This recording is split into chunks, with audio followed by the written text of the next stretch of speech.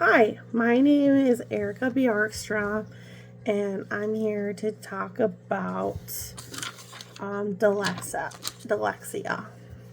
Um, the IDA disability categories are autism, deaf, blind, deafness, development delayed, emotional disturbance, intellectual disability, hearing impairment, multiple disabilities, orthopedic impairment, other health impairments, a special learning disability, speech or language impairment, traumatic brain injury, and visual impairment.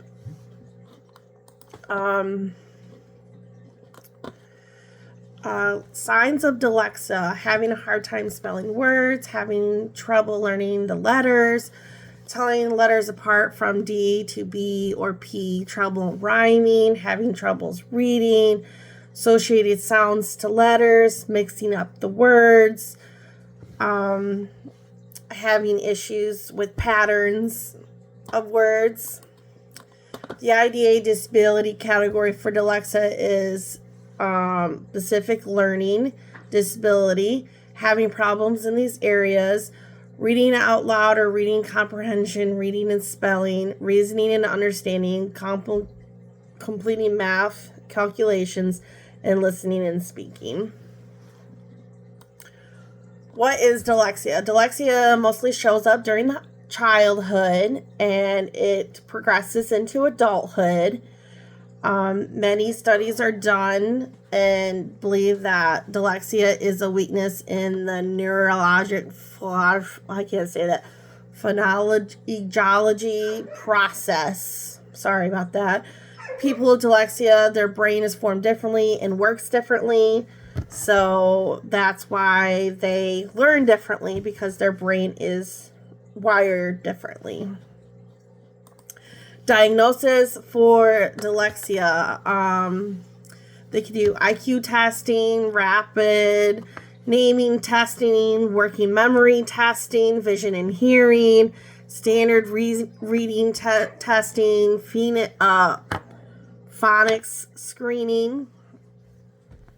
They can do all of this to see if they have dyslexia for the diagnosis.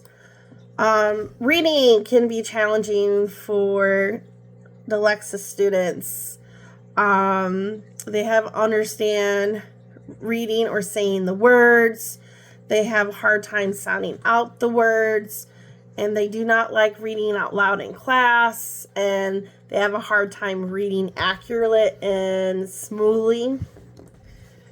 Math is challenging for dyslexia. They have problems learning number facts, procedures like number combinations, basic addition, multiplication, and division. Math challenges are having a hard time remembering phone numbers. Writing challenges, dyslexia. Writing challenges would be having a hard time writing and poor spelling. Can affect the student in all forms of languages with reading and writing, and they have a hard time writing letters and writing out sentences because they mix up the letters or they mix up the words. Attention challenges in dyslexia: they have a hard time sitting still, staying focused. They're cognitive overload and tired, and they have a really bad memory. That can have a hard time with them trying to stay focused. Through your eyes. So I did the dyslexia based off of like a 14-year-old girl. So I just want to let you know, the girl that I watched, she was 15 years old. She was doubting herself because she couldn't spell words or reading correctly. She didn't want people to think she was lazy. When she first found out she had dyslexia, she started getting help in class and getting extra time. And her parents helped her. She has a hard time with directions, so her parents help her from right to left. And she said she had a hard time in dance, knowing her right and left through looking through the mirror. And her family is super supportive. And that is very good for kids with dyslexia, is having a great support system. Explain why it's important for all teachers to be knowledgeable about the the definitions of characteristics, prevalence, and causes of variety learning disabilities. Okay, teachers, you want to know the condition, what your students are in for disability. You want to know if they have display any form of delay development, form of abnormal behavior. You want to be aware of any students' delays and milestones, issues following the rules, avoiding eye contact, easy distractive, have any behaviors in class.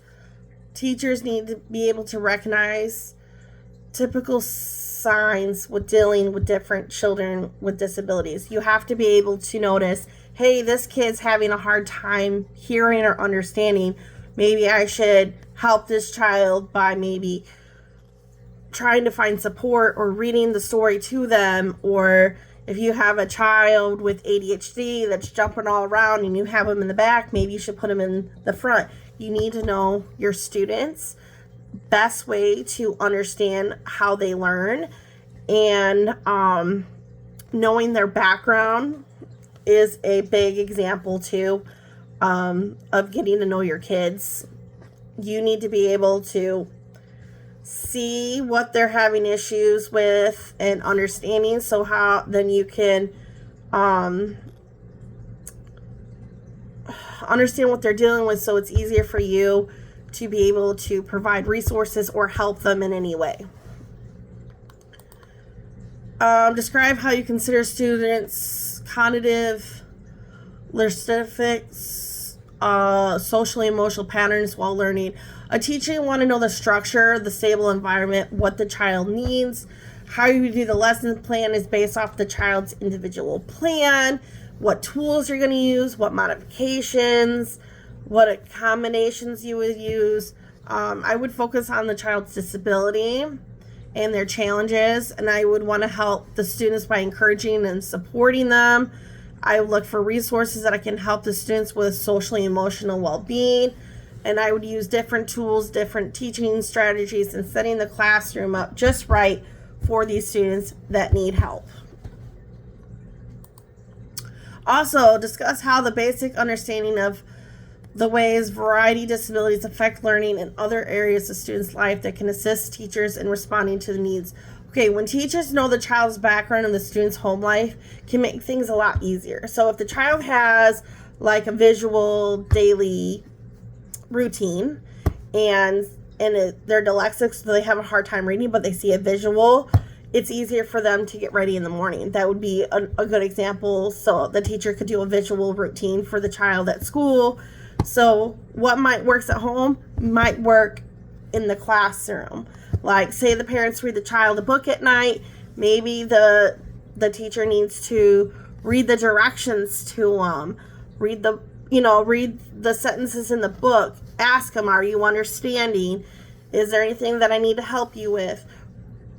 Also help them with their goals and understanding that they're slow learners, and you need to set goals that they can reach, and have a good communication with the parents and let them know, hey, they're doing this okay, is there anything that you're doing that I could do better? Always have communication with your family, with the child's family, with the student, and documenting is the best thing of knowing the progress, how the student's doing, checkpoints, everything. If it's not documented, it hasn't happened. Also, describe how you apply these tenets to the Christian worldview. So as a Christian, I'd be emphasizing love towards my family, my students, the kids' family. I would tell them that there is a purpose here on earth, and that I will be serving my students, my co-workers, the kids' parents, and the community for God. And I will teach my students not to make fun of people with hardship, to be able to help them or be able to help them or provide any support for them instead of making fun of them. Statement for integration of faith and work. I will teach my students how to be respectful to other cultures and society. I will make sure my kids that there's fairness and justice for all my kids, for anything that they need, for resources. I want to make sure everyone is fair in my class. Everyone gets, a certain amount that they need. Also, I will work and serve my community. The COE professional distribution learners support the social emotional needs in students and expectations. I would set high expectation goals for my kids to reach. I would give myself a reflection on how I'm doing as a teacher and what I can improve on.